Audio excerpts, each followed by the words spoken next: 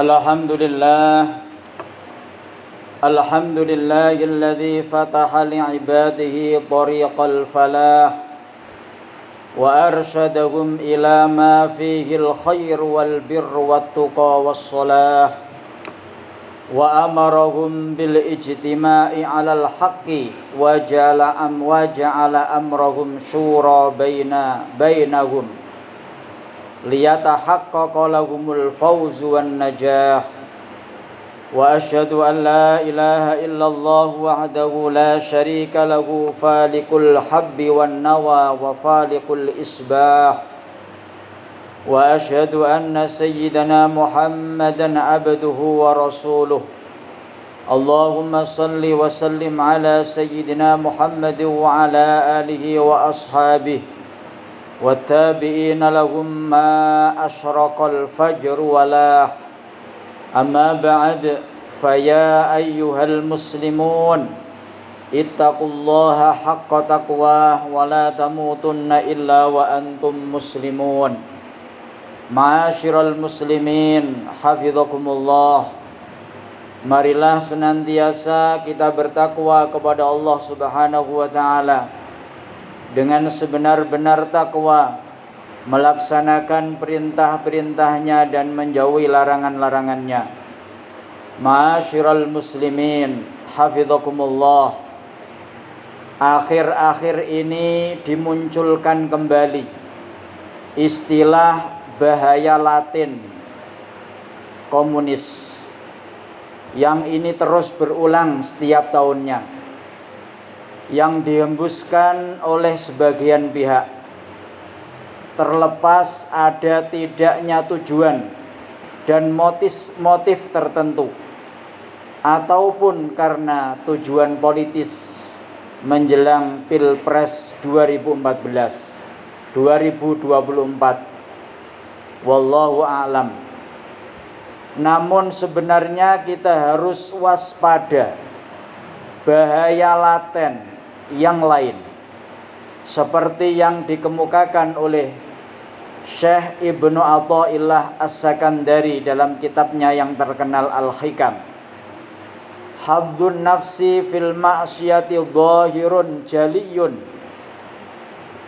wa hadduha fit ta'ati batinun khafiyun wa mudawatu ma khafiya sa'bun ilajuhu, yang artinya unsur nafsu, kepentingan nafsu pada perbuatan maksiat tampaklah jelas, sedangkan unsur nafsu pada amal ibadah tersembunyi dan laten.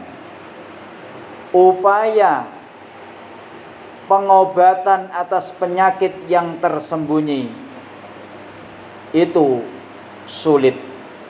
Ma'asyiral muslimin hafizakumullah. Bahaya laten yang patut kita waspadai adalah unsur nafsu yang menyusup pada aktivitas ibadah kita. Nafsu yang suka menuntut ini pada gilirannya dapat mencelakai kita bagi yang tidak mewaspadai, bahkan akan menghancurkan kita dan menghapus amal soleh yang kita kerjakan. Bagaimana ini bisa terjadi? Pertama, kita harus pahami dulu watak nafsu. Watak dasar nafsu adalah cenderung berlari dari tanggung jawab, sementara ibadah adalah tanggung jawab kita sebagai manusia, sebagai penghambaan kepada Allah Subhanahu wa taala, karena kita diciptakan untuk beribadah. Tetapi ketika nafsu mengajak kita memikul tanggung jawab yang sejatinya ia tidak suka sama sekali, maka kita harus waspada. Watak dasar nafsu adalah berat ketika melaksanakan amal ibadah. Maka ketika kita merasa ringan melaksanakan ibadah, kita harus curiga dan waspada. Ma'asyiral muslimin, hafizakumullah. Unsur kepentingan nafsu dalam kita bermaksiat jelas. Sebagai contoh, ketika seorang berzina, kepentingan nafsu adalah kesenangan sesaat, kenikmatan sesaat, yang pada akhirnya akan membinasakan dan menghancurkannya, jelas. Akan tetapi kepentingan nafsu ketika kita beribadah inilah sangatlah tersembunyi dan rumit. Kadang-kadang kita bersedekah, nafsu menunggangi agar kita terkenal orang yang penolong.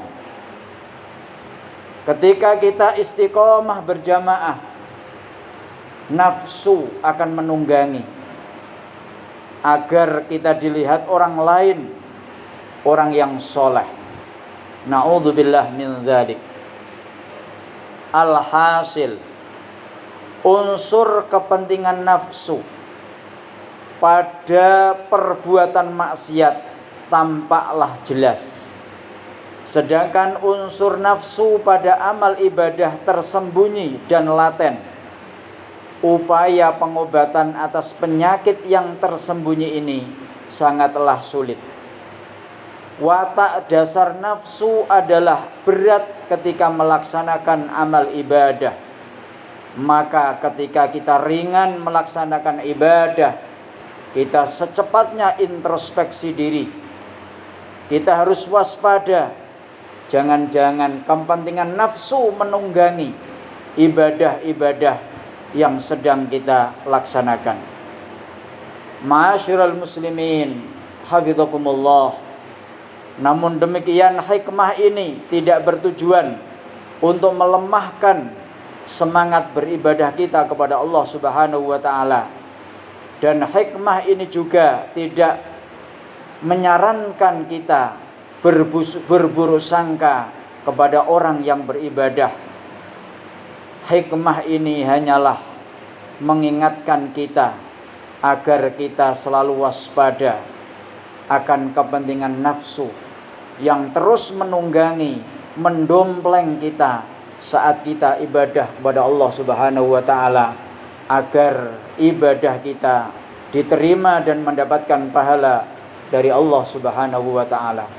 Wallahu subhanahu wa ta'ala yaqul wa biqauli yahtadil muhtadun a'udzu billahi minasy syaithanir rajim.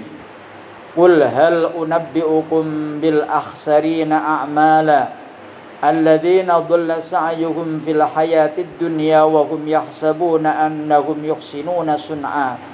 Ulaika alladzina kafaru bi ayati rabbihim wa liqa'ihi fahabitat a'maluhum fala nuqimu lahum yawmal qiyamati wazna. Barakallahu li wa lakum fil Qur'anil azim wa nafa'ani wa iyyakum bima fihi minal ayati wadh-dhikril hakim. Wa qur rabbi ighfir warham wa anta khairur rahimin.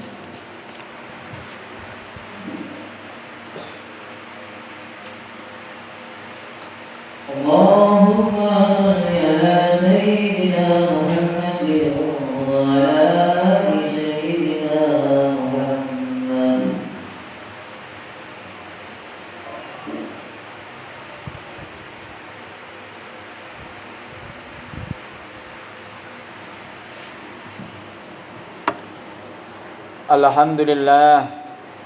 Alhamdulillahil wahidis samad alladzi lam yalid wa lam yulad wa lam yakul lahu kufuwan ahad. Allahumma shalli wa sallim ala sayyidina Muhammadin nabiyil karimil mumajjad wa ala alihi wa ashabihi alladhina shayyatu ad-din bi'azmin qawiyyin wa azizil madad.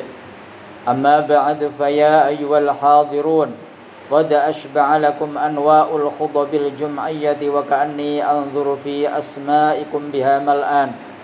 Walakin ma ara minkum illa ala jumudin ariq qallama tughayyiru a'malakum tilkal khudabu ila tarqiyatil a'mali wa salahil janan. Wa ma umathilukum illa kal hadidil barid يضرب كل وقت ليمتد فلم يمتدد فتبصروا وأفيقوا ثم أحسنوا إن الله يحب المحسنين اللهم صل على سيدنا محمد وعلى آل سيدنا محمد كما صليت على سيدنا إبراهيم وعلى آل سيدنا إبراهيم وبارك على سيدنا محمد وعلى آل سيدنا محمد كما باركت على سيدنا إبراهيم وعلى آل سيدنا إبراهيم في العالمين إنك حميد مجيد اللهم اغفر للمسلمين والمسلمات والمؤمنين والمؤمنات إنك سميع قريب مجيب الدعوات وقاضي الحاجات اللهم اغفر لأمة محمد وارحم أمة محمد وأصلح أمة محمد واستر لأمة محمد اللهم انصرهم على أعدائهم ووفقهم لعمل صالح ينفعهم في دنياهم وأخراهم اللهم أصلح من في صلاحه صلاح المؤمنين وأهلك من في هلاكه صلاح المؤمنين ربنا آتنا في الدنيا حسنة وفي الآخرة حسنة وقنا عذاب النار اللهم إنا نسألك العفو والعافية والمعافاة الدائمة في الدين والدنيا والآخرة والحمد لله رب العالمين عباد الله إن الله يأمر بالعدل والإحسان وإيتاء ذي القربى وينهى عن الفحشاء والمنكر والبغي يعظكم لعلكم تذكرون فاذكروا الله العظيم يذكركم واشكروا على نعمه يزدكم واسألوه من فضله يؤتكم ولذكر الله أكبر